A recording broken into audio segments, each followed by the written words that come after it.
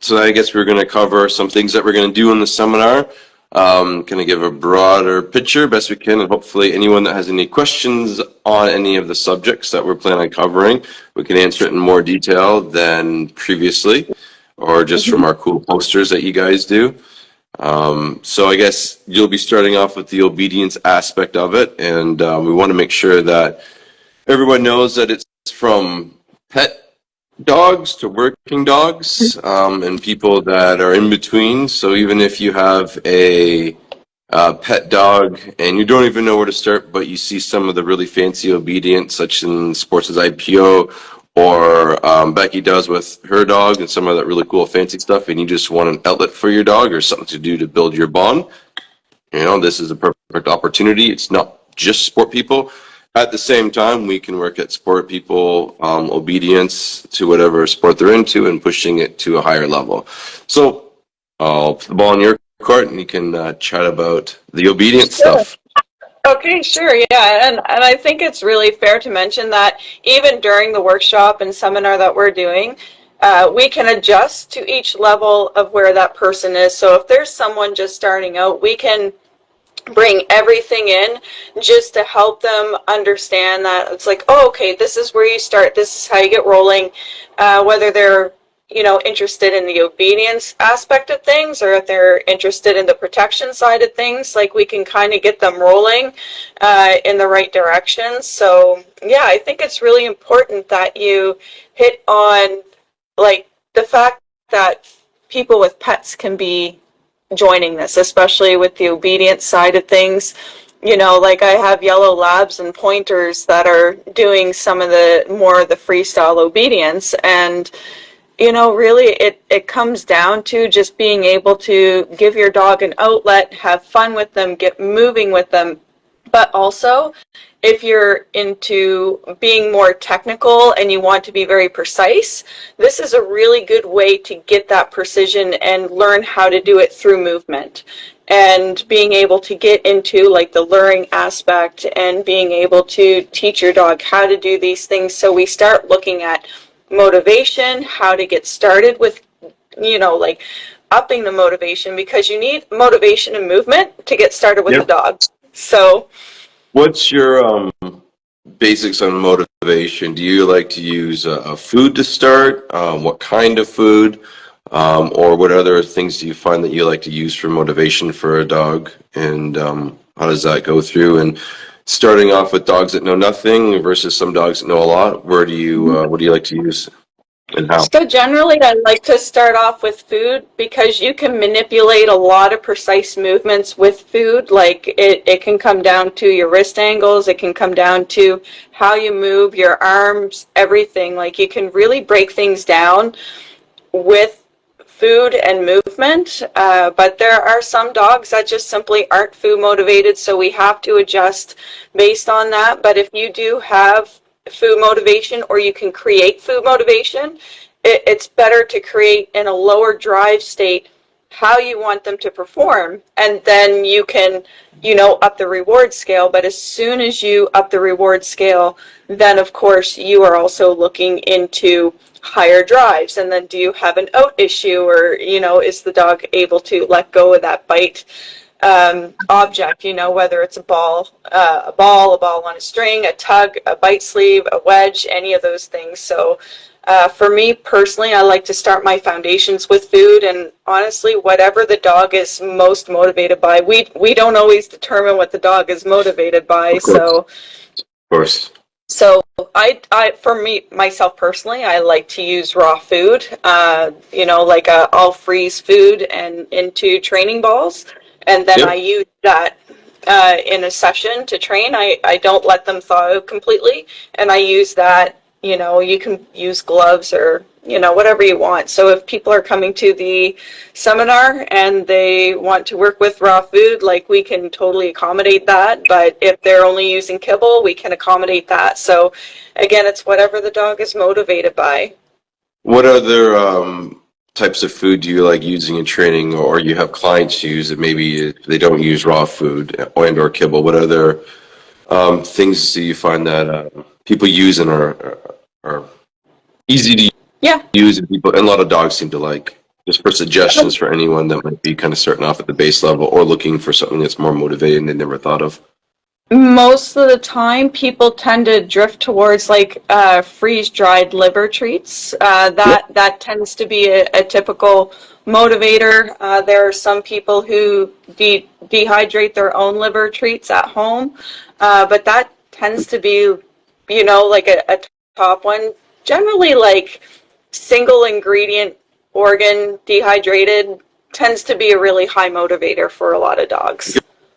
Good. So yeah, I use a lot in my pet training, a lot of beef liver. It's get it at Costco, buy it in bulk. It's easy to use. Exactly. And then from there, do you use a lot of ball and or tug? Yep. Yeah. Yeah. So you can use ball for motivator, tug for motivator.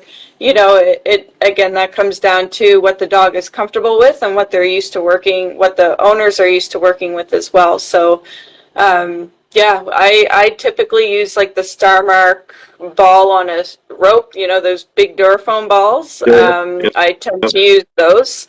But I've used literally frisbees and various like tug toys and like those bite dowels, like my dog gets driven over that. So it just depends on what the dog is motivated by, but I would say bring one or two of the dog's favorite rewards, like toys, and then we can work with that too. Perfect. Yeah. Yeah, those are good things to cover. And if anyone has any questions on anything, or especially right now, obedience and or toys, just type it in. We'll go over it. Or I'm going to try to save this for later to post. So if someone else is watching this, at a different time, then write it in the comments and we'll post then. If I save it correctly, don't put money on me doing it right, but I'll try my best. If not, we can do like a podcast later and try to answer all the questions. Yeah.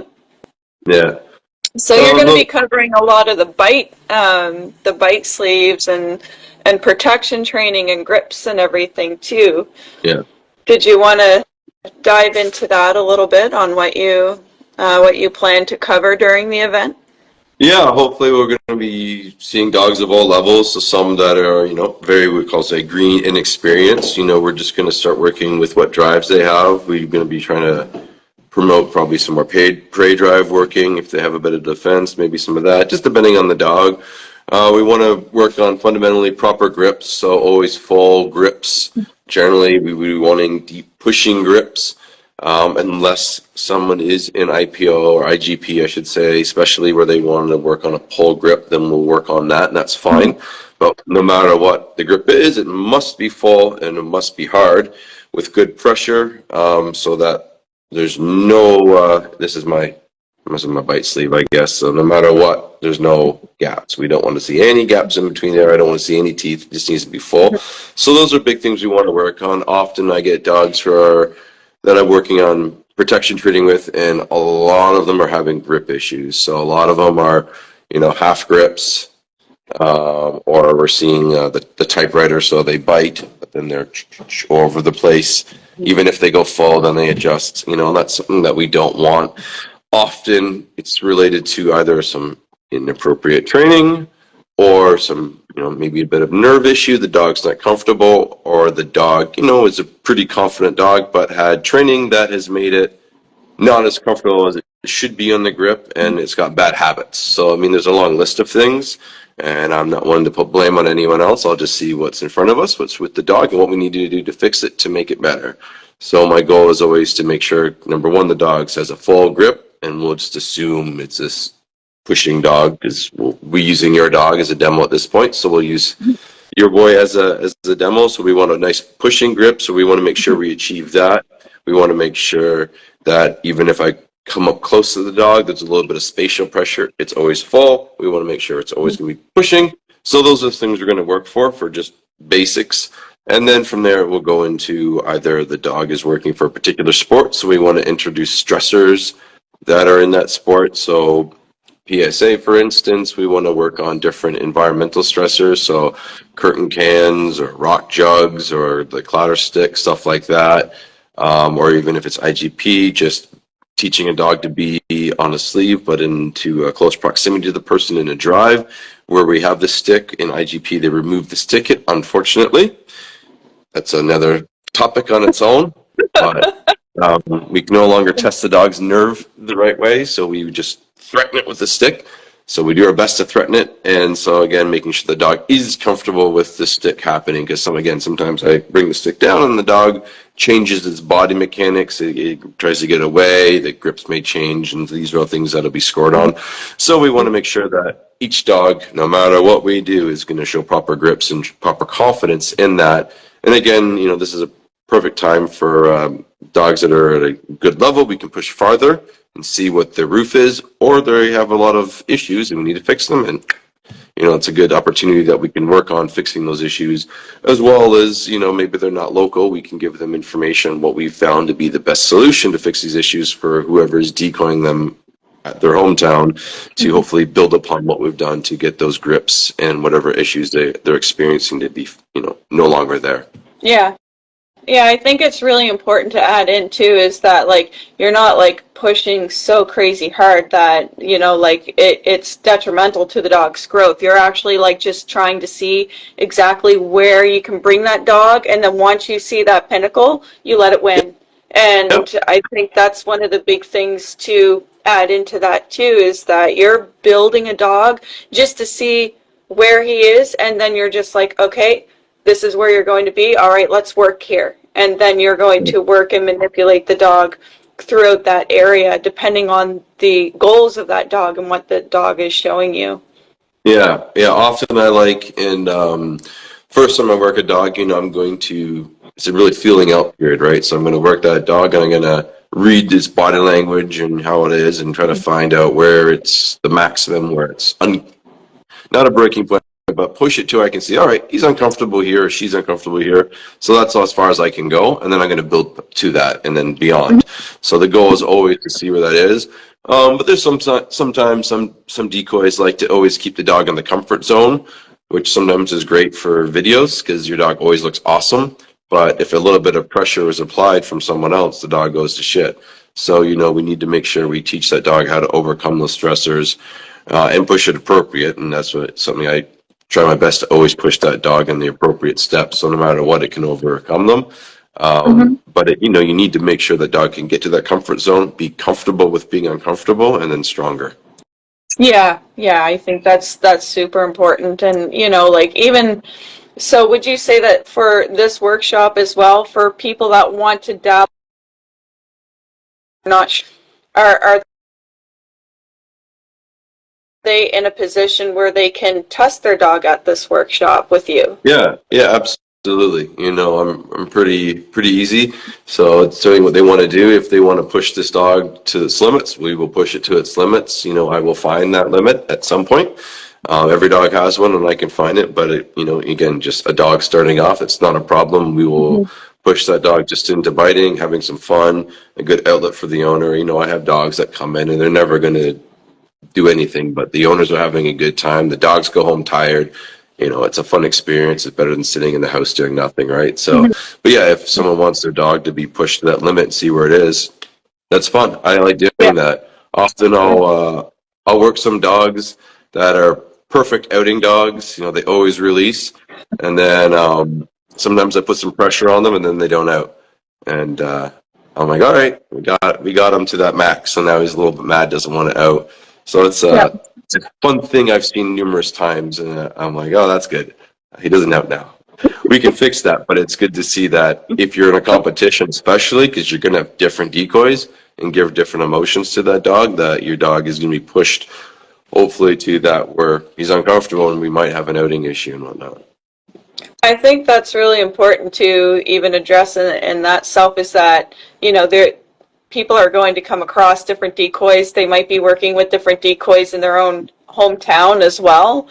And so there's going to be different limits that the dog can actually get to. Yeah. So do you find that with what you do, you're able to push that dog to a new maximum, and then when they go home that they're able to handle these situations a lot easier and then that the decoy can kind of carry on in their hometown from where you left off, even though, because some people don't want to switch decoys. Yeah. Because they're kind of like going, okay, I'm following this path and my decoy wants to build my dog this way, and they're sharing a certain vision together. Is this something that you can kind of build on that vision that they have, and then they can go back?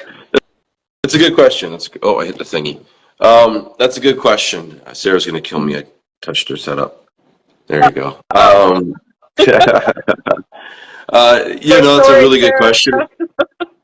And often, you should definitely work your dog on other decoys, but you need to know who those decoys are and what they're capable of. The last thing you want to do is have someone go up there and fuck up your dog that you and your decoy spent tons of time building.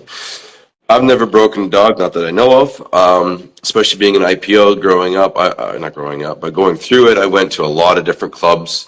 To get enough dogs in my book to go to the national level, you have to have, I think, like 40 or 50 dogs in trial. And doing trials, I often would go to all these clubs and practice beforehand. So it really got me accustomed to each club would have dogs they train differently. And, they'd want different styles and different things, and like they want different rewards.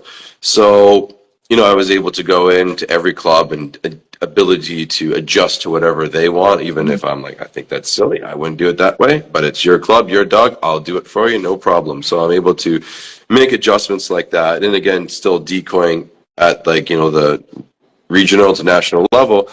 You have to be able to change, even though this is for like a competition aspect, but to give you like a picture is that you must change your style depending on the judge. I've had judges go in and just switch exactly how we've always been trained for a re-attack and how to do it. And then the judge is like, no, I want it to be different. And you need to go out there on the first dog and do it just like that, even though your muscle memory is like, I've done it for 2 years differently and you want me to switch right now? Okay. And you have to switch everything on the spot and be that robot. So yeah, I can adapt to usually whatever everyone wants. And then if someone's going in there with a dog that, is at another club and things are going good, then absolutely we'll keep on that same path. I will give my feedback on what I think is working really well, what may be different, and, things I could see holes in the game plan. Or if there's no holes, then I'll be like, everything is perfect. Just keep doing what you're doing. But you want to get on other people because, again, your dog gets accustomed to one decoy and all of a sudden they're amazing. And then your dog goes to a new field, new place, new decoy, and it's not so amazing. So those are all, really good things that your dog should experience, because not all dogs are going to be just perfect no matter where they go. So getting proper decoy work is very essential for a dog's growth, and especially if you want to compete, or even like a personal protection dog, it needs to see different pictures, because at the end of the day, the quote unquote bad guy is not going to be someone they know. Yeah, that's exactly it. And I mean, I think the different pictures is a really important thing, because I mean, the dogs every day, even if you're working on behavior, which a lot of people joining in, they're probably working on behavior with their dog to some level. When you proof your dog on the street, when you go to town and you work your dog, you're going to be finding different pictures for that dog all the time. It's not going to be the same person that walks that street all the time. So in that situation, would you say that obedience is very important in order to do the bite work that you're going to be helping with? Is that a must? Is that a high priority? Unless they're coming in with a little puppy, then that's different. The development's different for that. But most dogs are big adult dogs. Yeah, I think that obedience is very, very important, and different variables. Someone that's just coming in for a bike club with just some fun to blow off steam, obedience maybe is not as important. We'll assume this dog's just a happy-go-lucky dog, no issues.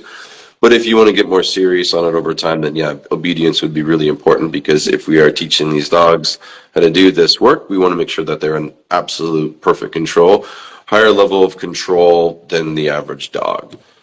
So that's really, really is important to have that control, because say, for instance, you have your personal protection dog, like I know you have yours.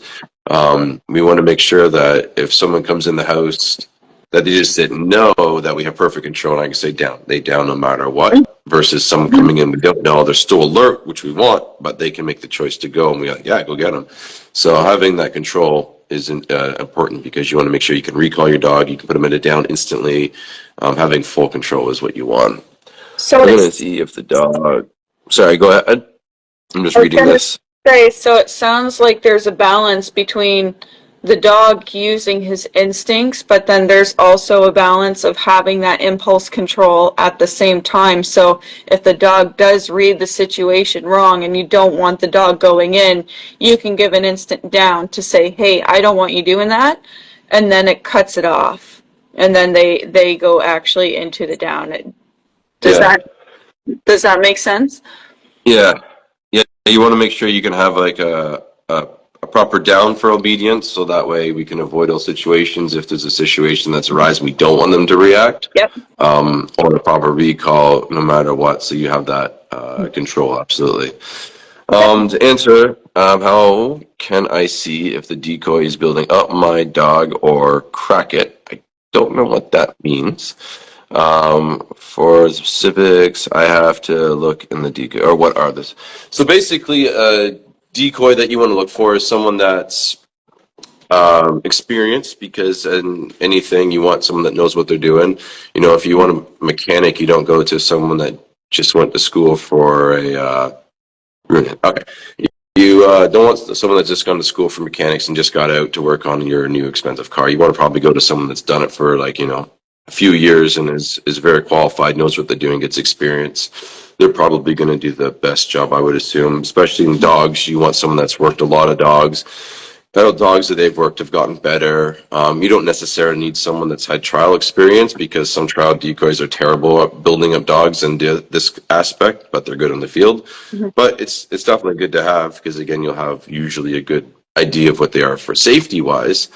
So looking for a decoy, you'd have to look for what people are going around you. You don't want someone that says, my dogs, what's the biggest ones? My dogs don't target their personal protection dogs or a police dog. They don't have any targets. That's probably something you want to look out for and not go to. You want someone that can build up proper targeting for a dog, proper grips. And they say, oh, my dog doesn't have grips. It's not important. Well, it is important. Mm-hmm. So you want someone that can do all those kinds of things. So proper grips, someone that is not just out there recording everything to make a good video, someone that, you know, is quite capable of working the dog without a camera on them.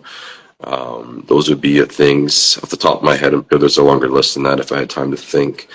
Yeah, and someone that can really just show that any dog they've worked is doing well and not doing terrible. Again, look at the grips. That's a good indicator. So if a dog has good grips, that's the first thing I would look at, that person's looking at and what they care for the dog.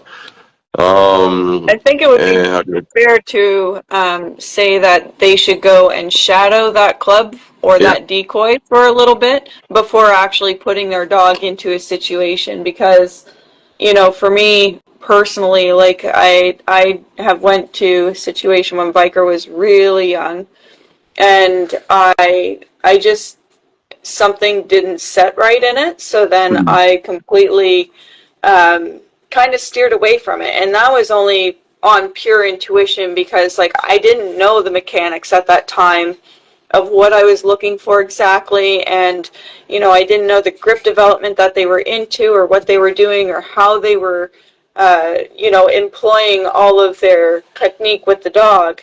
And so when I put some things together, I was like, I just don't think that I want this situation.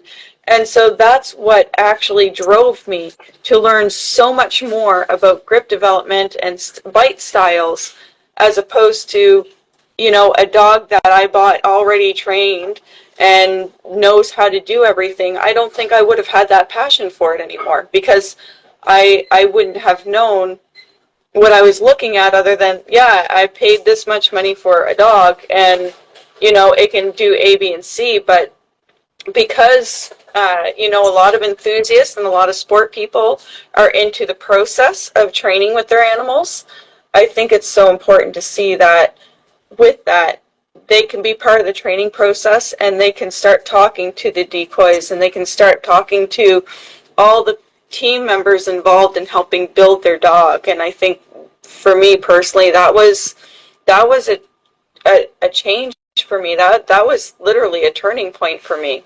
Mm-hmm.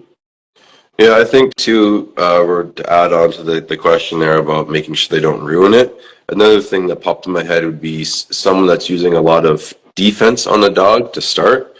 There's a time and place for defensive work, and it can be great. But it's the easiest way to break a dog and wreck a lot of issues. That being said, sometimes some breeds, such like Rottweilers, Molosser type breeds, Connie Corsos, and that maybe they need a bit of defense to activate. They don't really have much prey, and that's fine. But again, if you have a Malinois and you go on there and they're just trying to use heavy defense, again, so the broad thing, not everyone, maybe not be the best type of training. That being said, there are people that can do defensive work very well, but some people usually that I see are doing it start don't know what the hell they're doing, or they've been doing training since the 90s, and that's where they've learned in the 90s, and they're still doing it, even though I think training, we both would agree, has evolved since the 90s, and we've gotten better at it. And a lot of people that are in sport training the exact same way as they did in the 90s are not going to the Worlds or doing, I don't know, not winning anyway. Maybe going, because again, maybe there's not a lot of dogs in their country that are doing that well, but you want to look for that.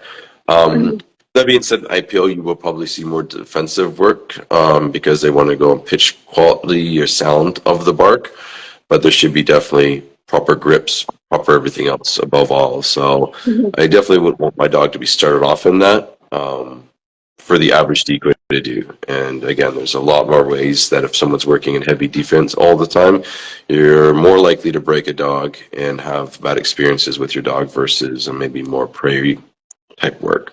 So just to add on to that question there, I was thinking a bit more when you were talking about it. And those would be other things to look forward to.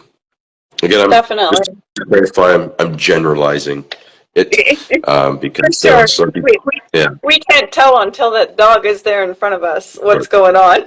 So. Again, and I don't know that particular trainer, but these are just like broad spectrum things as usually that I could see that a person I wouldn't want to go to versus someone I would want to go to when picking a decoy. Yeah. No, that makes a lot of sense. I mean, that's the thing. Like, there's been people that have tried to go into this, and then unfortunately, like, the decoy may have not done, like their due diligence in terms of education and understanding the dog and being able to read it. I think being able to read the dog is what's so important. 100%. And, threatening so early, like you said, could actually crush the dog's confidence and then them not really enjoying this anymore. And the whole purpose of doing this is to actually encourage the dog and for the dog to want more. It's not supposed to be like, oh, you must do it. This is actually like an encouragement to say, hey, this is fun. Let's do this together, and then build on that. Yeah, of course. And hoping the dog, again, depending what level we're at, of course, the dog we want to make sure it has some genetics for it. That being said, it's not even breed specific. I've had, was it a cattle dog in? I've been working. I was training, and the first dog, it came in, it didn't even want to bite. It kind of hid behind the owner, and after a few sessions, it's rocking. It was doing amazing. Cool. Having tons of fun, and so it doesn't need to be just a shepherd or a Malinois. It could be anything else, if it can be a Boston Terrier. If it has a bit of drive, we can have fun with it. It doesn't matter. So as long as the owners have some fun, it doesn't really matter, and it just depends on that dog. But yeah, there's different levels of it, and I'm always open when I work dogs. I have an open mind, so I'm like, yeah, whatever dog you have, bring it. If we got some drives we can work with, we'll work it. Yeah. And we'll push it to whatever level you want. So that's the big thing is some clubs they don't have X, Y, and Z. They won't work with the dog. And I'm just like, I'm here to have fun, and I can be very serious at the same time. But I just want everyone and their dogs to go home happy at the end of the day. Yeah. I think that's a big thing because like you're able to adjust to the situation that's in front of you as opposed to saying, no, I'm only going to decoy dogs that want to go to World. Like there's a huge difference in that mentality, and being able to adjust is just that. Like I mean, I personally, for my obedience clients, I have that, all over the world. Like, I coach online for people, and I coach in person for people. So being able to have, all the resources that I know my client wants to go to IGP and they're very serious about their obedience, and they're going to be putting in the reps, and they're going to be putting in the work and everything, and then they're in it. So then you have to be, as a trainer or a decoy, have to be equally as in it, to be like, okay, we're going to help you get on that path. We're going to go this, and this, and you start creating an action plan, but you have to be ready to adjust that action plan as soon as you start seeing how the dog is developing. You better be ready to adjust. And it's the same as your decoy work. As soon as the dog is presenting something, you need to go, oh, okay, Yeah. let's change it up a little bit. And it's the same with the obedience work with someone who is serious. And now, on the flip side of things, there's the pet client that's not going to care if that dog is perfectly aligned with your knee and your leg. Yeah. And so they just want to have fun. They want to learn how to move with their dog a little bit. Sometimes those clients get more serious over time. They're like, hey, I notice your dog does this. How can I get my dog to do that? It's like, well, you need to refine things a little bit more. And then as you refine things, you get that precision.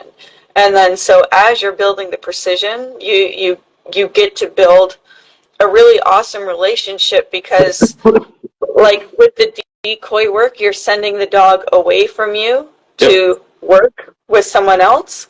But the obedience is almost the opposite. You're trying to create a really good relationship, and those two can balance out. As long as like you're working with balance and the obedience is in balance, then you can work together with all these things in order to make it all work for the animal. And like you said, I think it's really important for people to realize that they can come in here with a yellow lab and do exactly, what we're doing. Like we can accommodate that at this workshop and help them wherever they are in training. We can accommodate them even further. And I think it's really good to be able to readily adjust for those people, because we're going to be covering a basis, and probably more so we're going to cover bases in the morning, and then we're going to go straight to work as soon as we can, because you're the same as me. We just want to start working dogs, and we want to start helping people. Yeah, I'm not so good at the talkie about it. I like to work, and then once I've worked, at least then I can talk, because then I can see what we have in front of us and how we can change and improve from each session that we just did, or even the next day, what we're going to work on to build on. So that's the exciting thing, is I don't want to have like 5 hours of slides and pictures and videos and all that jazz. And we'll put some stuff together, definitely, but the main focus is to try to get these people results. I think that's really good too, saying about the lab and obedience. They can have some fun, build a bond, and just have a better outlet with that dog. So that's all good stuff for sure. I like seeing it when you have this dog doing obedience in some of your videos that is an off breed. It's pretty cool to see that, because I've done it with my Mishka. He was just a mixed breed, and I was doing it with my Dogo Argentino before. So, I'm all about the off breeds, and I like seeing them do this stuff and showing that they can be done. Just need to do it a little bit different than you would some mouths that just kind of fly around and do it all. Definitely. We do it a little bit different with a Dogo Argentino. It can be done. We just got to teach him the right way, and it might be not as fast, but he can still be pretty quick. I think there's like such a difference between, like, say if you have like a goofy hound, and then you have your shepherds that tend to be more of that prey-driven, like excitability and into it, and then you have your bully and Molosser breeds that are like more like you're gonna make me, and there's definitely like a different mindset with with each of the breeds. Like, I have one of my US clients coming back. She's actually coming in, I think tomorrow or the next day, and she has like this little corgi. And this corgi is super reactive, and he's not really dog friendly. He's not ever going to be really dog friendly. He's not a sociable dog. And so we created like a freestyle obedience, so that created like a little bit of an outlet for him. So he does like his beautiful healing and everything. And then through that, we are able to address his behavior issues because we give him a channel on like, this is fun, this is a relationship builder, this is what we want you to do. And then when he does these things that are, you know, off, we created, you know, such an outlet for him that he's learned to go, okay, there's another dog where I see it, I acknowledge it, move on. And Yep. and I think that's the beautiful thing about it, is that knowing that even if you have a dog that isn't social, that you can still accomplish a lot of things based on having the obedience, the relationship, and creating a tighter bond. And the more that you do with your dog, the better that you know that dog and understand that dog, because now you're putting them into scenarios that you're like, oh, okay, if I put them in this is how he responded before. So if I just this, like readjust this in my approach when I go out, maybe that'll change things. And so it's sometimes figuring out, like you said, your dojo is completely different from Mishka and the Yeah. other dogs that you've been working with. So like you're finding that combination that works specifically for that dog. And that in itself is a really good thing to find out as you're working with each dog. Okay, this combination will work. This Yeah. combination will not. Yeah.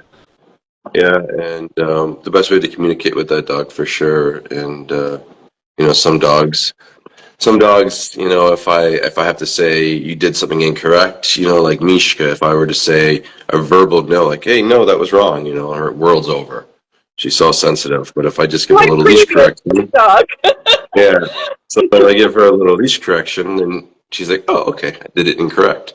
You know, other dogs, you're like, hey, that's wrong. They're like, I don't give a shit what you're saying. You know, the leash is Yep. better for them, right? Or a remote collar or whatever. But yeah, they all have a different way of learning. So we have to figure out the best way, because we have to tell them when they're wrong as well.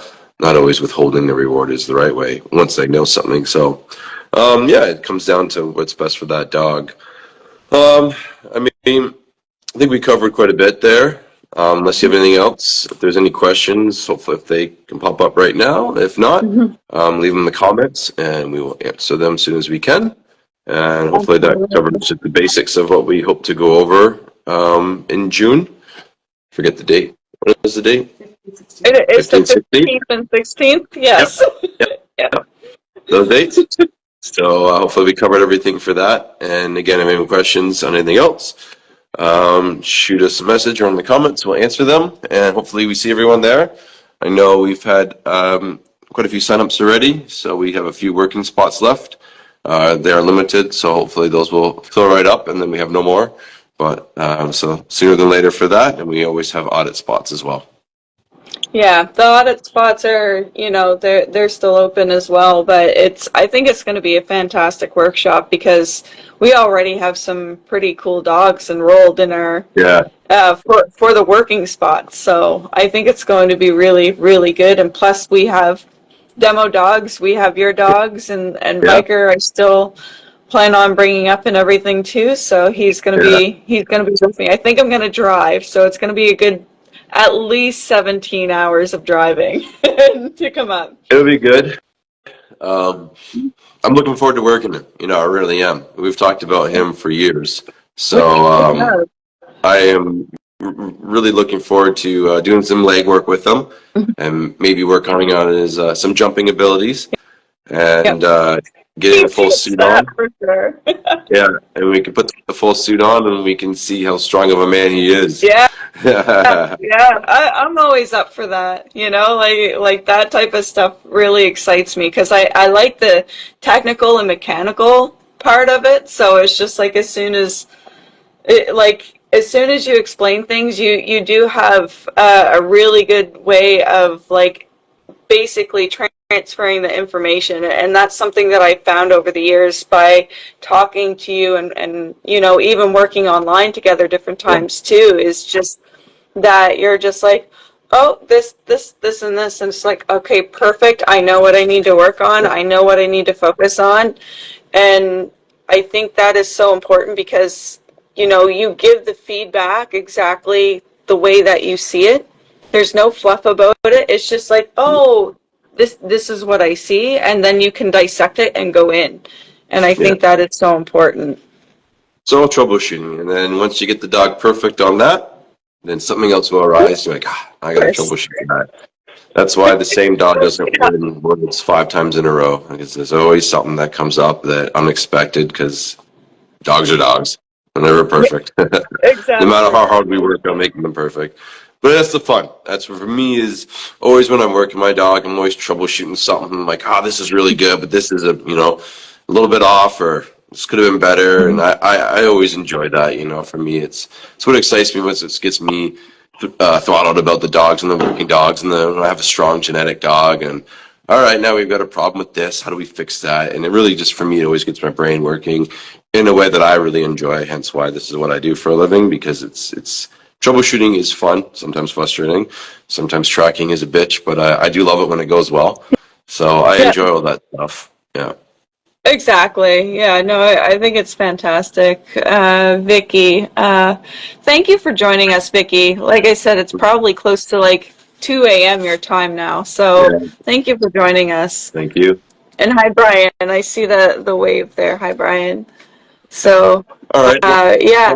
I'll let you go. I know you're in a different time zone, and you would be in my bedtime right now. It's 9 o'clock. So, yeah, we have to go to bed here shortly too. I know you stay a little bit later than us. No worries at all. Well, thank you so much for having me. And like I said, I'm really looking forward to the workshop. So we'll be seeing you soon. And you know, maybe in the meantime, we can even consider doing another podcast together. Sarah says Malinois, apparently. Malinois, okay, yeah, we can do Malinois. She said we've had a few requests from people to talk more Malinois, so sure. bring up your questions. I'll yammer on for too long and then forget about things I wanted to talk about Malinois, and then think about it afterward and be like, shit, I should have said this, and we'll have to do it again, because now I've got more things to talk about Malinois. So that is my breed, and I can talk for a long time on them and still miss tons of things.